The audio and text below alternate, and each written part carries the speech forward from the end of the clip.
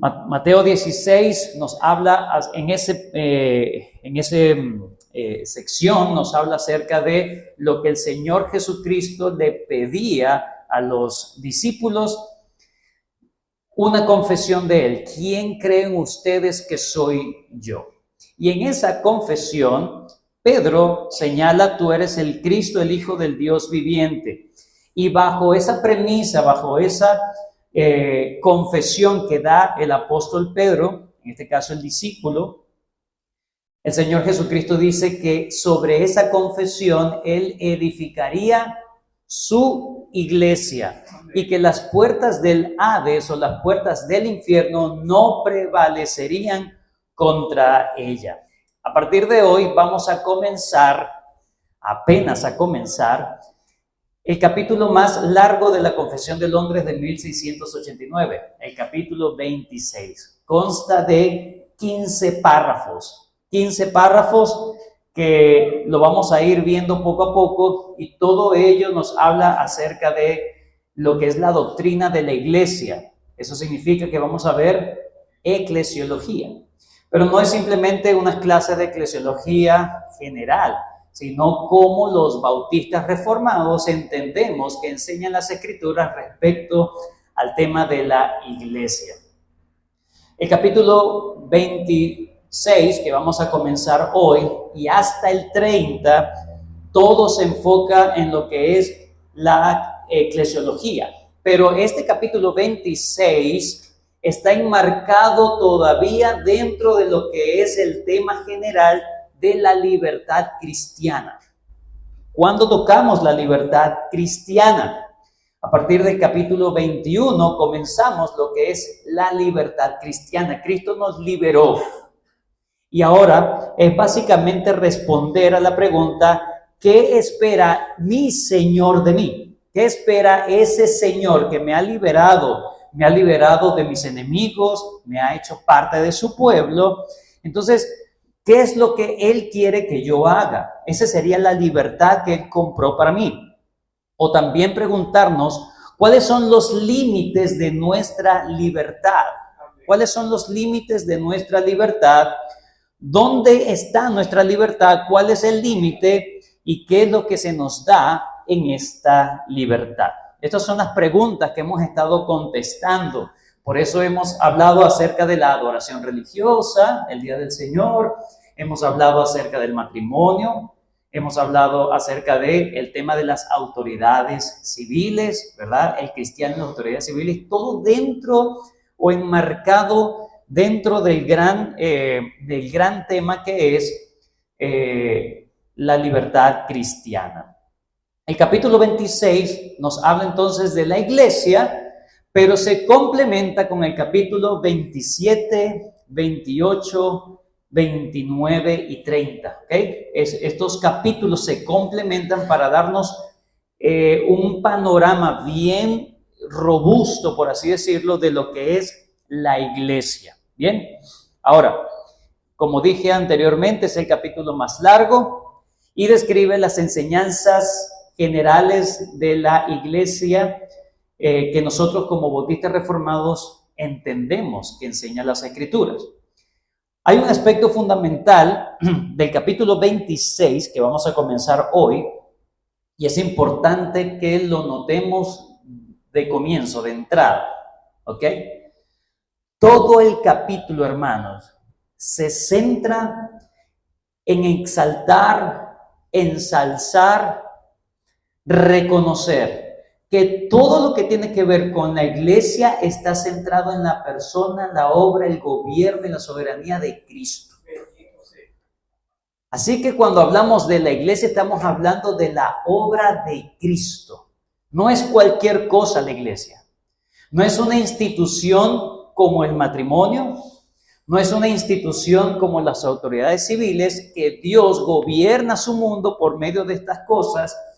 Esta es una institución supraterrenal. ¿Qué significa supraterrenal? Que va más allá de lo que es la esfera terrenal.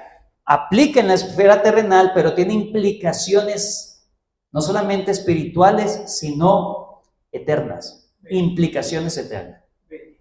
es una institución única, supramundana o supraterrenal.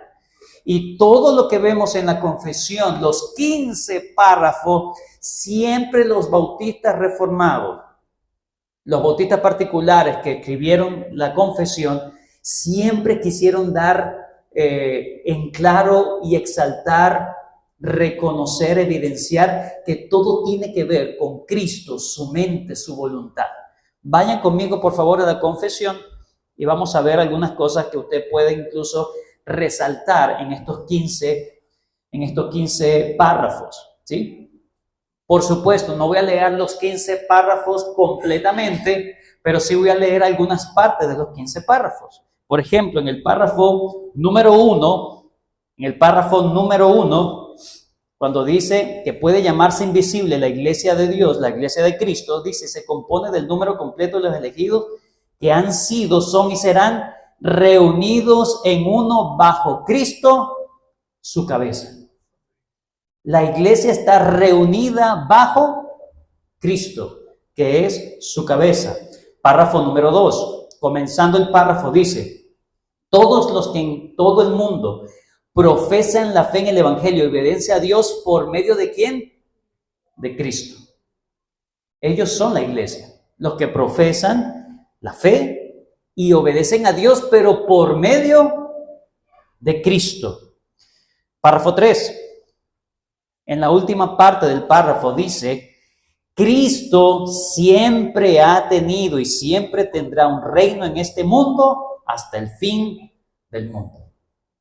Entonces se nos habla acerca de que esa iglesia va a permanecer porque es de Cristo. Y Él no va a dejar que cese la iglesia, sino hasta el fin de los tiempos. El 4, párrafo 4, la cabeza de la iglesia es ¿quién?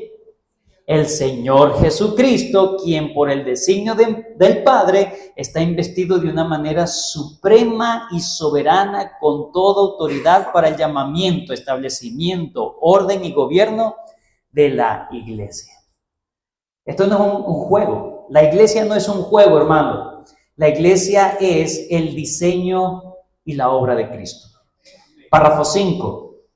En la mitad del párrafo dice, para que anden estos creyentes, para que anden delante de Él, ¿de quién? De Cristo, en todos los caminos de la obediencia que Él les prescribe en su palabra. Entonces miren cómo la confesión abunda en siempre señalar que todo es respecto a Cristo. Cristo es la cabeza de la iglesia y una iglesia verdadera se nota eso, de que Cristo realmente la está gobernando. Párrafo 6, hablando acerca de los miembros de la iglesia, en la última parte dice que ellos voluntariamente concuerdan andar juntos conforme al designio de Cristo, dándose a sí mismo al Señor. Dándose a sí mismo al Señor. Párrafo 7. Vamos apenas por la mitad, menos de la mitad. Y mire todas las referencias que habla la confesión acerca de que es Cristo la cabeza verdadera de la iglesia y que toda la iglesia, todo el acontecer en una iglesia local está diseñada por Él y es para Él. Amén. Párrafo 7. A cada una de estas iglesias así reunidas, conforme a su voluntad declarada en su palabra, el Señor Jesús ha dado todo el poder y autoridad. Párrafo 8. Una iglesia local reunida, completamente organizada, conforme a la voluntad de Cristo, a la mente de Cristo, está compuesta por oficiales y miembros. Párrafo 9. La manera designada por Cristo para el llamamiento de cualquier persona ha sido cualificada y dotada por el Espíritu Santo. Párrafo 10. Siendo la labor de los pastores atender constantemente al servicio de Cristo. Párrafo 12. Así que todos los creyentes están obligados a unirse a iglesias locales cuando y donde tengan la oportunidad de hacerlo. Y en la última parte dice, conforme a la ley de Cristo. Párrafo 13. A la última parte del párrafo dice, por cuenta de tal ofensa de cualquier otro miembro, sino que debe esperar en Cristo. Eso es para la disciplina. En Cristo, ¿ok? Para las ordenanzas y la disciplina. Debe esperar en Cristo en lo que avanzan los procedimientos de la iglesia. Párrafo 14. Como cada iglesia y todos sus miembros están obligados a orar continuamente por el bien y la prosperidad de todas las iglesias de Cristo. Abunda entonces en la confesión un tema particular sobresaliente que es: la iglesia es de Cristo. No podemos hacer iglesia para nosotros, no podemos hacer iglesia según nuestro contexto cultural. Nosotros debemos hacer la iglesia según el diseño de Cristo. Ese aspecto es un aspecto fundamental y es reconocido por los bautistas reformados. Es Cristo, por Cristo y para Cristo la iglesia. El autor James Redingham dice: la persona central del capítulo 26 es el Señor Jesucristo. Debemos tenerlo en cuenta a medida que avanzamos en el material. Siempre apunta a Cristo y el poder que le pertenece. Al ver el lenguaje del señorío en el capítulo 26, es un recordatorio de la centralidad del Salvador. Todo se centra en su voluntad, en su propósito y lo que Él determina hacer. 5 veces en los 15 artículos encontramos afirmaciones de la designación de Cristo y su mente. Son recordatorios recurrentes de que Él está en el centro de la doctrina y la práctica presentada. Eso es eclesiología.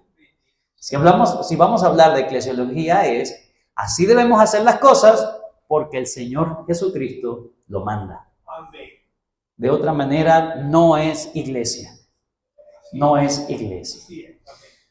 Bien, luego de esta breve introducción, para tener este panorama general y adentrarnos a lo que es el estudio de la confesión en este párrafo 26, vamos a señalar que el bosquejo es un bosquejo general muy sencillo. Los primeros 4 párrafos nos habla del aspecto universal de la iglesia. Los primeros 4 párrafos. Y los párrafos del 5 al 15 nos habla del aspecto local de la iglesia. Aspecto universal y aspecto local. ¿Qué entendemos con iglesia universal? Y luego, ¿qué entendemos con iglesia local? Hoy, con el favor del Señor, comenzaremos apenas a estudiar los párrafos 1, 2 y, si Dios quiere, el 3. Vamos entonces con el párrafo 1. Antes de hablar del párrafo 1, es importante responder a la pregunta más básica cuando hablamos de iglesia. ¿Qué es iglesia? Si es tan importante, si es la mente de Cristo, si Cristo la gobierna, si Cristo está guiando los destinos de las almas, ¿verdad? Para que estén en la iglesia, entonces, ¿cómo podríamos definir la iglesia? Por supuesto que la definición que tenemos de iglesia acá contradice completamente la definición de iglesia que tiene el romanismo, ¿ok? La iglesia romana.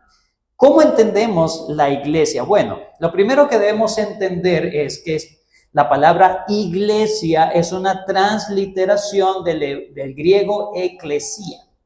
Una transliteración. ¿Qué significa transliteración? Significa que estamos pasando de un lenguaje sin traducir, sino que estamos usando básicamente la misma palabra para significar lo mismo. Entonces, una transliteración en griego es eclesia, en español iglesia. Y aparece en el Nuevo Testamento, pero también aparece en la Septuaginta. En el Antiguo Testamento en griego también aparece para hablar siempre de una asamblea. Una asamblea. Pero no es cualquier asamblea. Siempre es una asamblea civil, una asamblea pública donde se cita a ciertas personas con el fin de dar respuesta a ciertos hechos en la sociedad. Eso eran las asambleas públicas o las iglesias. para tener un poquito de entendimiento de esto, vayan conmigo a Hechos capítulo 19, versículo 32. Hechos 19, 32.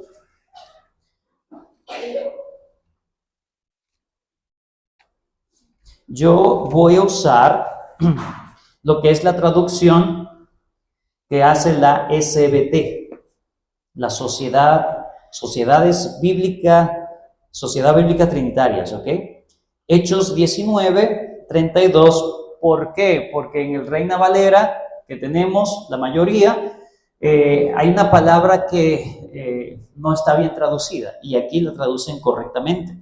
Entonces, Hechos 19, 32, dice la palabra de Dios. Hechos 19, 32. No digamos que es una traducción errónea, sino que no da el sentido completo de lo que se quiere decir. Hechos 19, 32, dice la palabra de Dios, leo de SBT. Unos pues gritaban una cosa y otros otra. Aquí hay una reunión, aquí hay un alboroto que está ocurriendo, porque, ¿qué dice en el Reina Valera?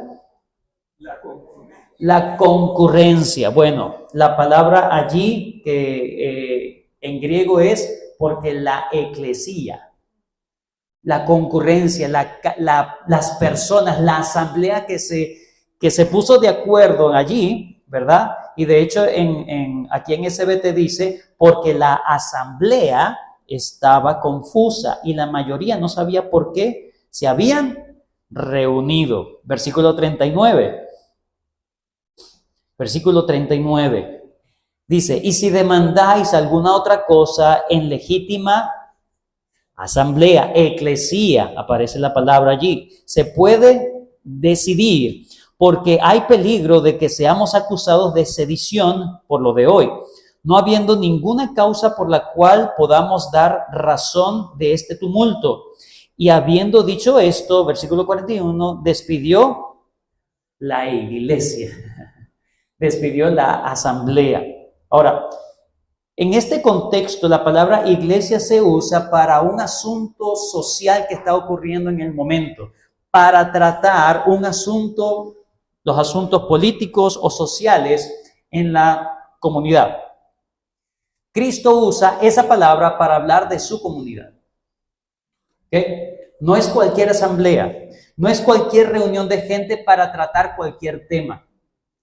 Es la reunión, es los que se sacan aparte. De hecho, la palabra eclesía es los que salen fuera, ¿ok? Los que salen fuera. Bueno, la iglesia son los que salen fuera del mundo para tratar los asuntos del reino de Dios. Esa es la iglesia. La iglesia se entiende entonces como el pueblo de Dios que se ha separado del mundo y se reúnen para adorar y servir a su cabeza, Jesucristo, en congregaciones locales, porque Cristo es el cuerpo, Cristo es la cabeza y la iglesia es el cuerpo. ¿Bien? Eso es la iglesia, para que tengamos una idea lo más aproximada posible, ¿verdad? No es un término originado en el cristianismo, sino que es usado, ¿verdad?, en esas connotaciones de asuntos civiles, terrenales, ahora para tratar quién es el pueblo convocado para tratar los asuntos del servicio a Cristo. ¿Bien? Entonces, los párrafos 1, 2 y 3 nos hablan de la identidad de la iglesia. Básicamente decirnos responder a la pregunta, ¿quién pertenece a esa asamblea? ¿Quién pertenece a la iglesia? ¿O quiénes deben pertenecer a la iglesia? Bueno, la confesión responde en estos párrafos que la iglesia tiene tanto un carácter universal como un carácter local. Eso significa que su aspecto universal, la iglesia es una sola. ¿Existe cuántas iglesias de Cristo? Una sola iglesia. Pero en cuanto a su aspecto local, existen varias iglesias verdaderas. ¿Cómo entender la iglesia universal y la iglesia local? Bueno, de eso trata el párrafo 1, 2 y 3. Vayan conmigo, ahora sí. Párrafo 1.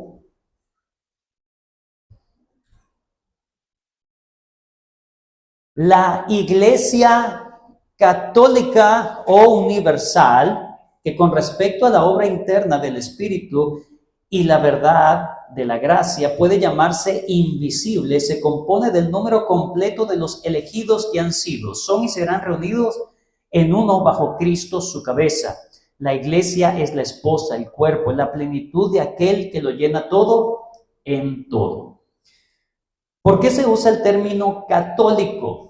Bueno, es para dar una connotación de quién es la verdadera iglesia. Recuerden que los romanos hablaban de que ellos eran la verdadera iglesia, pero los bautistas y los protestantes entienden que la verdadera iglesia no es Roma, la verdadera iglesia son los verdaderos convertidos, los verdaderos creyentes. Por eso no tienen problema en usar la palabra católico. Así que nos habla de la catolicidad de la iglesia o universalidad de la iglesia. ¿Sí? A ver, la iglesia católica o universal, ¿quién es? ¿Quién es esa asamblea que es universal, que es católica en ese sentido?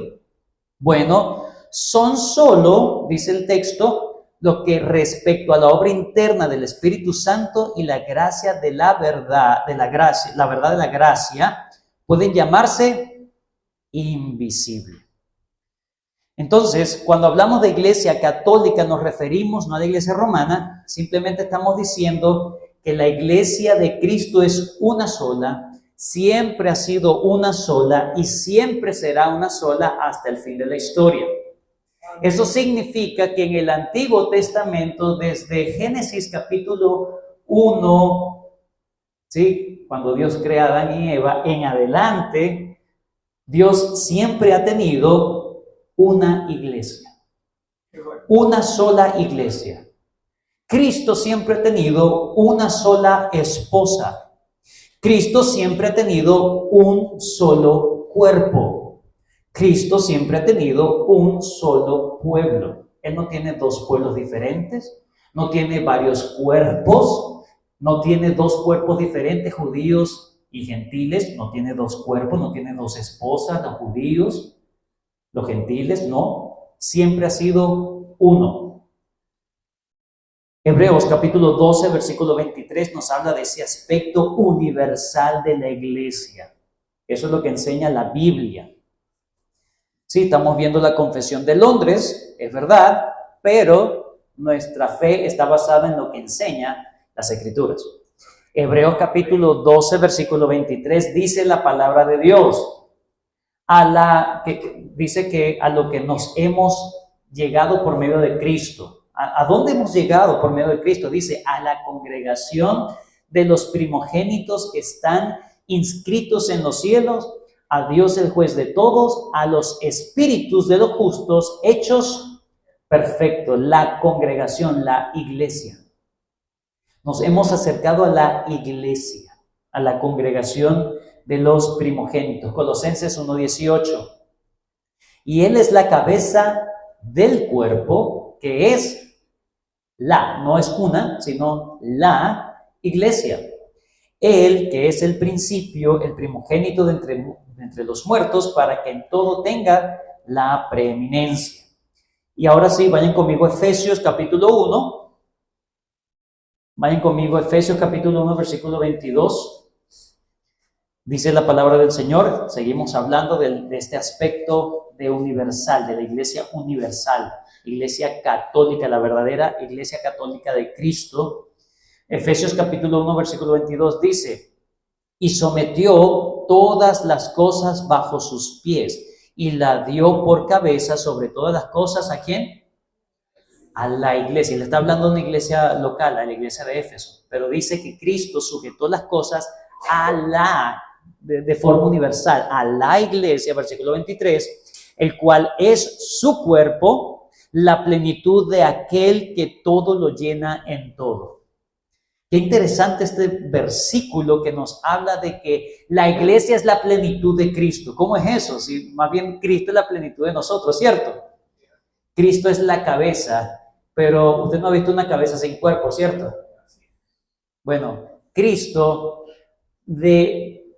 espero no me malentienda, pero de alguna manera está completo cuando tiene a su iglesia. De alguna manera, no es absoluto, por supuesto, pero dice que la iglesia de alguna forma complementa a Cristo porque Él es la cabeza. ¿Y a quién va a gobernar? Si Él es el gobernador, el rey, ¿de quién? De la iglesia. ¿Ok?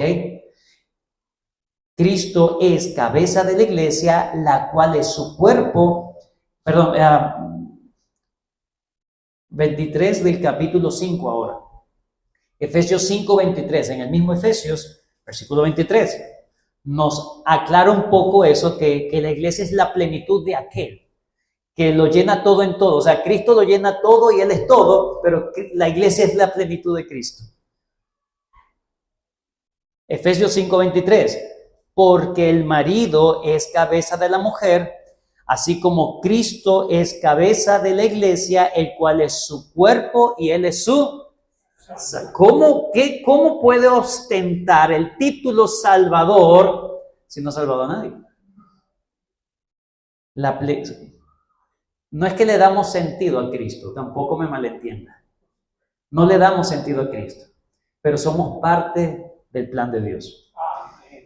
Note que la confesión, ¿verdad? La confesión de Londres señala que esa iglesia universal, esa iglesia que es una, esa iglesia realmente es invisible.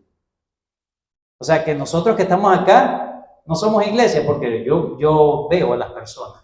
¿Qué significa eso de que la iglesia universal tiene el aspecto de ser invisible? Bueno, es invisible en el sentido de la obra regeneradora del Espíritu Santo en la vida de los elegidos que están en la iglesia. Eso es lo que está diciendo la confesión. Una vez más, la iglesia universal o católica, ¿verdad?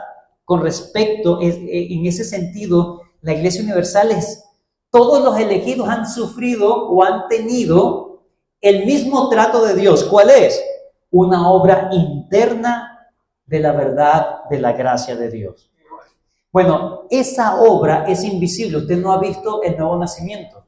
Yo no lo he visto con mis ojos. Yo puedo ver los efectos del nuevo nacimiento, ¿sí? Pero no sé realmente cómo ocurrió, cuándo ocurrió. Solamente podemos ver sus efectos. Bueno, esa obra del Espíritu Santo, del nuevo nacimiento, de esa regeneración, por eso es que se dice que todos los creyentes, los verdaderos creyentes, en ese sentido, solamente Dios conoce a los suyos. Solo Dios conoce a los suyos. Ellos pueden llamarse invisibles. Y todos esos que han tenido ese carácter invisible, esa obra invisible en sus corazones, de todos ellos, en todas las épocas, en todos los lugares, en todos ellos, ¿verdad? Son los que componen la iglesia católica, la iglesia universal. Porque todos dicen son reunidos y serán reunidos bajo Cristo. Como dicen Benjamin Kish, uno de los pastores bautistas particulares del siglo XVII, dice: toda la familia de Cristo, el gran príncipe del cielo y de la tierra, es decir, toda la iglesia universal, tanto militante como triunfante. La iglesia militante es la iglesia que está en la tierra, la que está militando la buena batalla de la fe. Esa es la iglesia militante. Mientras que la iglesia triunfante son todos los verdaderos creyentes que ya están en gloria. Entonces, la iglesia militante, nosotros como la iglesia triunfante, los que han tenido esa obra del Espíritu Santo, todos componemos la iglesia de Cristo. Todos somos la iglesia universal de Cristo. Es decir, si usted ha sido regenerado, si usted ha sido llamado por el Señor Jesucristo de forma eficaz, usted es hermano de Abraham, usted es hermano de David, usted es hermano de Moisés. Ellos están ya en ese aspecto de la iglesia triunfante, mientras que usted todavía está en este peregrinaje. Dice, es sumamente grande, esa iglesia es sumamente grande, una parte de la cual está en el cielo y la otra en la tierra. Por esta causa doblo mis rodillas ante el Padre de nuestro Señor Jesucristo, de quien toda la familia en el cielo y en la tierra lleva el nombre. Eso es lo que dice Pablo, y Benjamin Kish se hace eco de eso. Ahora, ¿por qué es tan importante entender este aspecto de iglesia universal? ¿Por qué es tan importante? Porque esto es lo que nos diferencia de los hermanos presbiterianos. Es decir, ¿por qué usted no es presbiteriano sino bautista reformado? Bueno, precisamente uno de los entendimientos que hay respecto a lo que es iglesia universal. Sí, es verdad, todo el tema de dónde nosotros entendemos, dónde comienza en la teología del pacto, dónde comienza la gracia o el pacto de gracia. Sí, eso nos diferencia, pero esto también marca la diferencia. A partir de acá, la Confesión de Londres empieza a distanciarse poco a poco de la Confesión de Westminster y de la Confesión de Savoy, también que está basado en la Confesión de Londres. Empiezan a desmarcarse. ¿Por qué? Porque para ellos, los presbiterianos y los congregacionalistas de la Declaración de Savoy, ellos hablan de que la iglesia universal es visible. Para ellos la iglesia universal no es invisible en ese trato de Dios, sino que son todos los que están en la iglesia. Lo que tú ves, esa es la iglesia universal y ya. Es decir, la iglesia para ellos, la iglesia universal son iglesias locales o se expresan en iglesias locales que son mixtas. ¿Qué significa eso? Que está compuesto tanto de creyentes como de incrédulos. Ellos son la iglesia universal. ¿Entendió? Bueno, yo no entiendo eso. Porque ellos asumen de que Mateo, capítulo 13, versículo 38, en esa parábola que da el Señor Jesucristo, ellos hablan de que ese campo que es el mundo, también lo traspolan a que ese campo, ¿verdad? Donde crece trigo y cizaña, ¿verdad? En ese mismo campo no es solamente el mundo, sino la iglesia. Obviamente nosotros nos diferenciamos en eso, ¿ok? Para ellos, eso, Mateo 13, 38, usted lo puede buscar luego, para ellos representa, es una referencia a la iglesia universal, que es una entidad mixta. Es decir, para ellos la universalidad, la catolicidad de la iglesia es visible en todas las iglesias locales.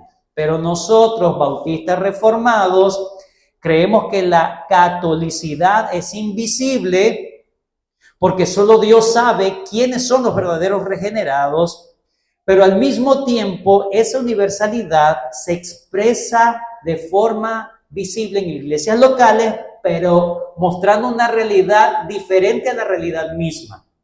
Mostrando una realidad diferente a la realidad misma. ¿Cuál es la realidad de la iglesia universal? Está compuesta por todos los verdaderos creyentes, mientras que la iglesia local está compuesta por creyentes e incrédulos. Entonces se expresa la iglesia universal en forma local, de forma visible, pero de una forma diferente a la realidad espiritual. Eso es lo que nosotros entendemos. Espero haberme dado a entender con este punto. Vamos con el párrafo número 2. Porque ahora el párrafo número 2 centra sus ojos en lo que es la iglesia local. Cuando hablo de iglesia local es donde yo puedo identificar a un cristiano o alguien que se dice ser creyente. Vamos con el párrafo número 2. Dice: todos los que en todo el mundo, dice, profesan la fe del Evangelio y obediencia a Dios por medio de Cristo conforme al Evangelio, que no destruyan su propia profesión mediante algún error. Yo voy a usar precisamente esta edición que tiene el legado bautista confesional de la Segunda Confesión de Londres. Ellos usan una palabra que me impactó. Yo digo, ¿será que hay algo malo? Nunca había escuchado esa palabra. Pero la palabra que ellos colocan aquí es ederta. Voy a leerlo. Dice: todos los que en todo el mundo profesan la fe del Evangelio y obediencia a Dios por medio de Cristo, conforme al Evangelio, que no destruyen su propia profesión mediante algún error que ederta el fundamento o conducta contrarias a la santidad, son y pueden ser llamados santos visibles. De tales deben estar constituidas todas las iglesias locales. Ahora, yo usé la palabra eberta. ¿Qué es eberta? Bueno, la palabra eberta o evertir significa trastornar. Todo lo que trastornan o los que alteran o los que vuelven al revés, sería la palabra que se usa aquí en esta edición de la Confesión de Londres. Bueno, al final está diciendo lo mismo que aparece en la...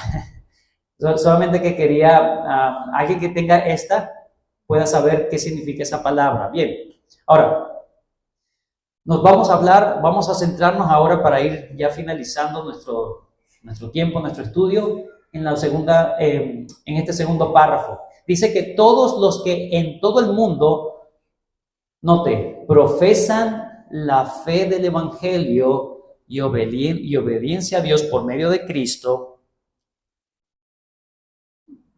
que no destruyen, ¿verdad?, esa profesión de fe, al final dice, son y pueden ser llamados, ¿qué? Santos visibles. Bueno, este párrafo está redactado casi idéntico al párrafo número 2 del capítulo 26 también de la Declaración de Savoy. Pero en esta parte, la Declaración de Savoy dice literalmente, son y pueden ser llamados Iglesia Católica de Cristo. ¿Ve? Ahí está la diferencia. Mientras que los redactores de la confesión son muy cautelosos en colocar un término que no se preste a mala interpretación o que no contradiga lo que ya dijeron en el capítulo 1, en el párrafo 1. Por eso ellos usan en el término de la iglesia local, todos los que no contradigan su profesión de fe, ¿verdad?, con conductas o con doctrinas heréticas, se les puede llamar no iglesia católica o iglesia universal, sino santos visibles. Santos visibles. Ahora, de ahí a que sea verdadero creyente, ahí sí no sé. ¿Por qué? Porque eso es algo invisible. Eso es algo que solamente Dios lo sabe. Así que nosotros no debemos ser cazadores de regenerados. ¿Ok?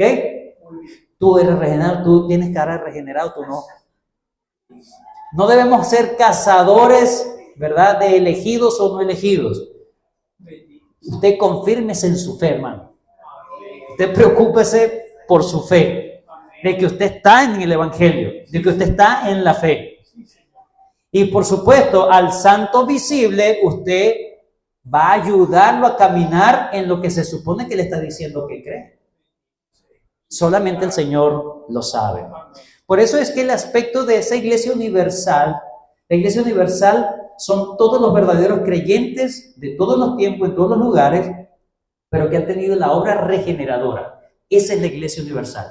Mientras que la iglesia local es la expresión diferente, ¿verdad?, un poco distinta de esa iglesia universal, porque la iglesia local está compuesta por santos visibles, por santos visibles.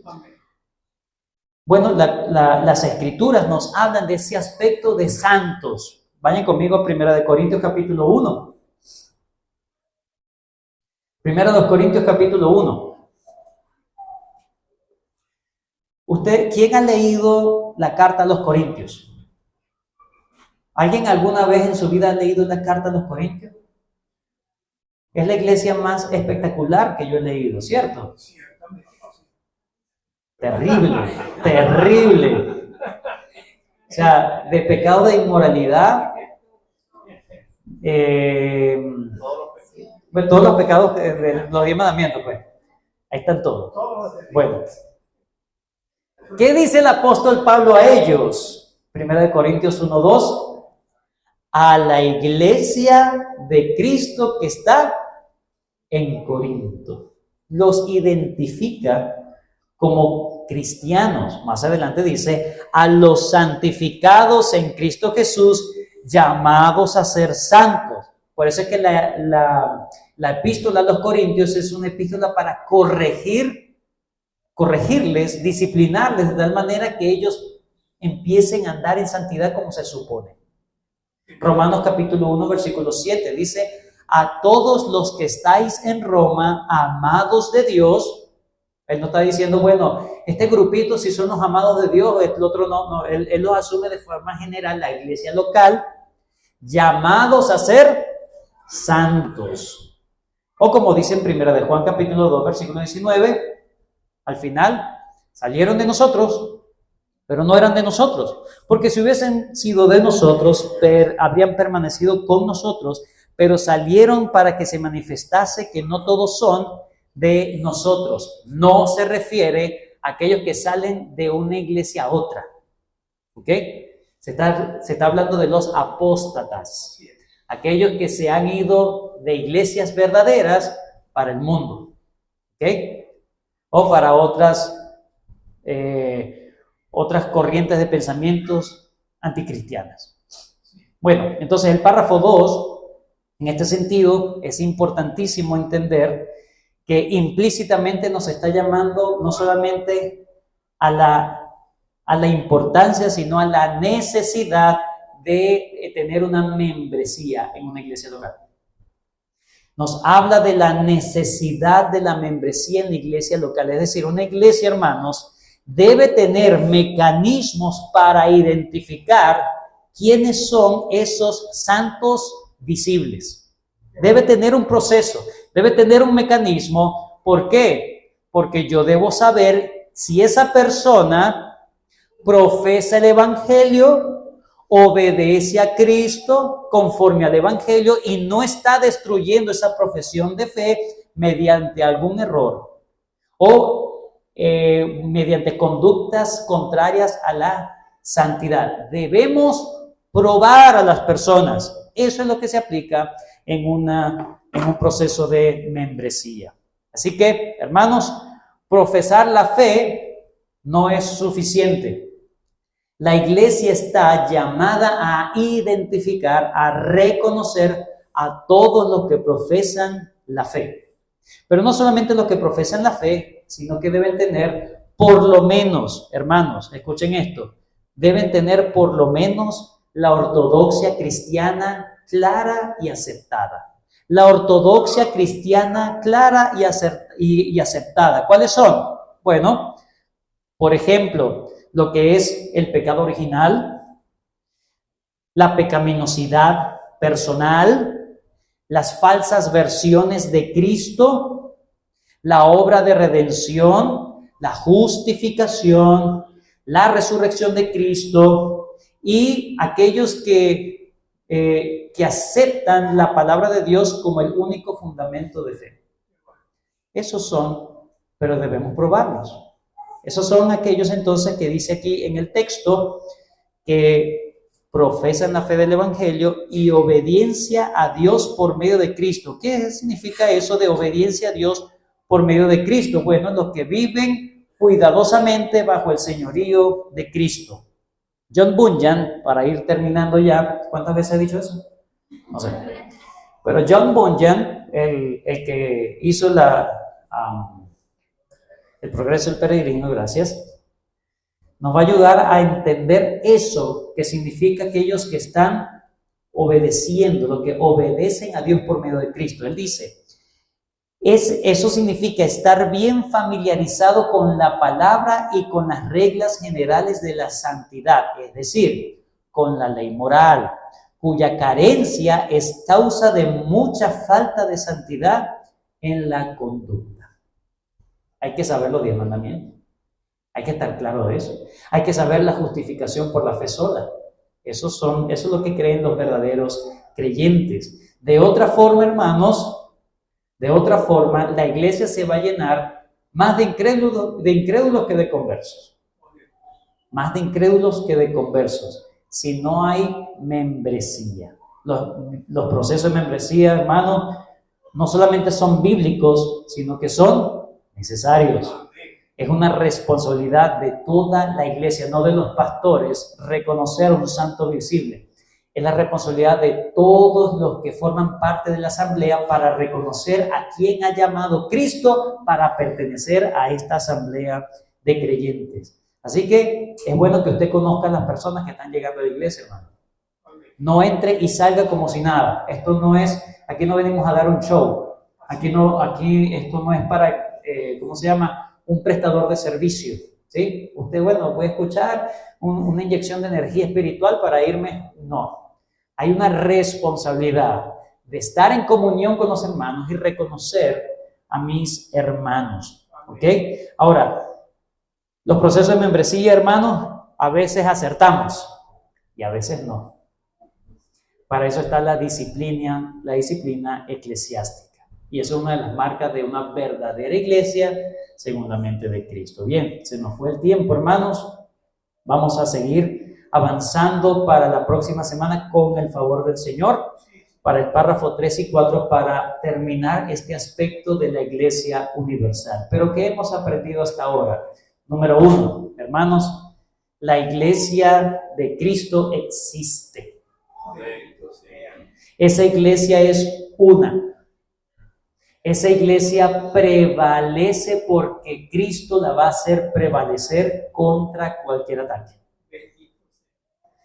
Y en segundo lugar, esa iglesia se ve o se expresa en iglesias locales. ¿Usted es un verdadero creyente? ¿Es parte de una iglesia local? ¿Es miembro de una iglesia local? ¿Cómo está tu comunión con la iglesia local? No solamente es el aspecto personal tuyo con Cristo, sino tuyo con el cuerpo de Cristo. Esas son las cosas que nosotros debemos ir viendo, observando y entender. Hermanos, quiero terminar con esto. La palabra del Señor dice, hermanos, velad y orad para que no entréis en tentación. El espíritu, la verdad, está dispuesto, pero la carne es débil. El párrafo 2 nos dice, a todos los que profesan la fe del Evangelio y obediencia a Dios. ¿Tú cada vez estás entendiendo más la fe? ¿Cómo está tu obediencia al Señor? ¿Estás siendo conforme verdaderamente al Evangelio o cada vez te estás deslizando en destruir por tu conducta y tu falta de compromiso con el Señor y tu falta de entrega, tu falta de comprensión en las Sagradas Escrituras? Te estás deslizando para empezar a tener una profesión de fe diferente. Que el Señor nos guarde, hermanos, para confirmarnos cada vez en la fe. Gracias, Señor, por este tiempo. Gracias por tu palabra. Gracias, Señor, por esta confesión que nos ayuda a ver estos aspectos que enseña tu bendita palabra. Ayúdanos, Padre Celestial, para ser personas que cada vez se confirmen en el Evangelio, Señor, y que podamos ayudar a otros a ser confirmados en la fe y mantenernos, Señor, guardándonos, Señor, para que el enemigo no gane ventaja sobre nosotros. Que no nos descuidemos, Señor. Sí, podemos pensar cosas doctrinales correctamente, pero guárdanos de desviarnos, Señor. Guárdanos de actitudes, Señor, que detestas, de actitudes que en vez de demostrar que realmente somos verdadera iglesia universal, más bien estamos demostrando que nos estamos desviando. Guárdanos, Señor. Tuya sea la gloria. Gracias por este momento y permítenos seguir en este tiempo de oración. En el nombre de Cristo oramos. Amén.